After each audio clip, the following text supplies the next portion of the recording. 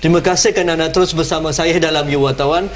Kita menerima fax daripada saudara Luqman Sungai Buloh bagaimana beliau boleh berkongsi pendapat tentang generasi muda tidak mengundi ini. Pertamanya, orang kata mengundi merupakan proses penting dalam proses demokrasi dan secara falsafahnya merupakan pemerintahan dan suara dan mandat rakyat.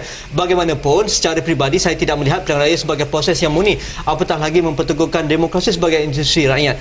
Sudah 4 pilihan raya berlaku sejak saya dianggap layak mengundi. Sebaliknya, saya memilih untuk tidak menunaikan tanggungjawab saya itu, malah tidak mendaftar pun. Sebabnya apa? Saya mencari kesempurnaan dan kebersihan dalam demokrasi, dan pilihan raya yang saya fahami hanya sebuah utopia. Wah, hebat dia punya gagasan, kerangka pahaman berkeliau tentang demokrasi ni. Saudara Msari, pilih komen sikit. Mereka melihat politik ni tidak menepati cita rasa orang muda sekarang dan melihat banyak benda-benda yang di sebaliknya. Mereka antara orang muda ni melihat generasi Y hari ni apabila cerita pasal politik, dia melihat ketelusan, dia melihat isu-isu yang dekat integriti, isu hak asasi manusia, apa yang kerajaan boleh bagi pada mereka, itu yang mereka nakkan. Tetapi politik hari ini tidak dianggap demikian. Jadi bagaimana? Saya, ini pandangan saya. Pandangan saya begini sebenarnya.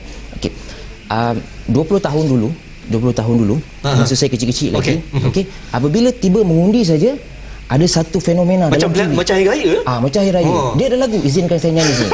Marilah mari saya ingat saya boleh hafal. Tunaikanlah kewajipan pada negara. Jadi itu adalah merupakan satu benda yang menarik minat anak-anak setiap hari di corong-corong radio, TV dan sebagainya. Jadi mereka pergi mengundi.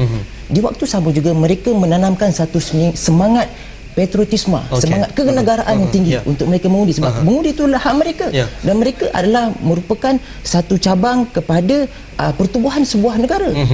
Menjadikan sebuah negara itu mempunyai kerajaan, dan kerajaan membuat satu dasar, dan dasar itu akan dikembalikan kepada rakyat itu balik semula. Bagaimana kita nak memahami perasaan orang muda ni? Dulu kita, zaman kita kan, zaman awal 70-an, awal 80-an, bila dengar lagu mengundi yang dinyanyikan tu, kita rasa wah, fobia tu dah datang lah. Kita aura dia punya suasana tu cukup meriah sebagainya. Tapi orang muda mungkin tak cool lah dengan lagu-lagu suara macam tu kan. Mereka mungkin kena buka satu lagi reggae. Mungkin budaya pop ni boleh dikasih elemen dalam proses demokrasi kita. Okey, sebelum tu kita dengar sikit pandangan daripada saudara Abdul Muhammad melalui rakaman audio ni, kita saksikan.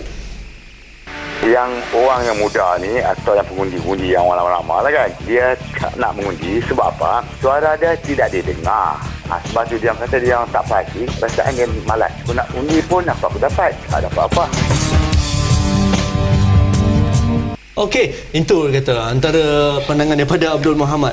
Jadi bagaimana kita nak menjadikan proses pengundian ni sebagai satu suasana yang wajib bagi orang muda, dan mungkin elemen-elemen lama tu mungkin kita boleh perbarui dan sebagainya. Saya melihat daripada sudut ini, sebagai seorang muda, kita lah harus mempunyai satu sikap perjuangan yang tinggi, di mana sikap perjuangan itu adalah merupakan tanggungjawab kita, dan kita harus mengundi. Dan kita bukan harus, kita mesti mengundi, dan itu adalah merupakan satu perkara yang kalau penting. Kalau itu kita wajibkan lah bila sampai umur 18 tahun je automatik mengundi tak mengundi dah daftar dan sebagai pemilih. Bagi saya, kita harus mewajibkan setiap orang itu mengundi. Tapi mungkin mekanismenya mungkin susah, ada PSPR. Tapi mungkin zaman teknologi moden ni, prasarana saya rasa tak ada masalah. Tak ada masalah bagi saya, dengan ada ICT, dengan satu informasi teknologi yang moden, lagi satu dengan prasarana infrastruktur yang canggih di Malaysia ini. Dan mungkin kita boleh wujudkan akta-akta baru misalnya kan, siapa tak mengundi ada punishment. Seperti di Australia, siapa yang dah berdaftar mengundi tetapi tidak mengundi, ada saman RM50 atau $50 ataupun $100. Compulsory, mereka mesti mengundi. Tetapi tidak di Malaysia ini. Seharusnya ianya harus dijalankan bagi memastikan setiap pengundi itu mesti mengundi. Okey, satu lagi pandangan melalui Facebook saya, melalui wartawan di Facebook, komuniti wartawan di Facebook, antaranya saudari Syira Zalia, saudari Zalia mengatakan keadaan politik menyebabkan generasi tidak mahu mengundi. Keduanya malah mereka dah daftar pun tak pergi mengundi, menganggap keputusan undi mereka tidak akan membawa apa-apa perubahan. Ini sukar ni kalau kata bila undi mereka ni tidak membawa apa-apa maksud. Tetapi kena ingat sekarang pada PRU yang ke-12 tu, majoriti sikit tu menentukan siapa menang siapa kalah. Kita kena ingat sekarang ni kita sudah ada satu fenomena, pengundi muda adalah penentu undi. Dan itu menunjukkan bahawa kita ini adalah penentu kepada sebuah kerajaan yang akan dibentuk, mungkin dalam PRU 13, mungkin PRU 14. Di PRU 13 lebih kurang ada 2 juta pengundi baru dan majoritinya orang muda di saluran 4, saluran 5 ya. Okey, kita dengarkan seterusnya daripada Syira Zalia daripada Kajang.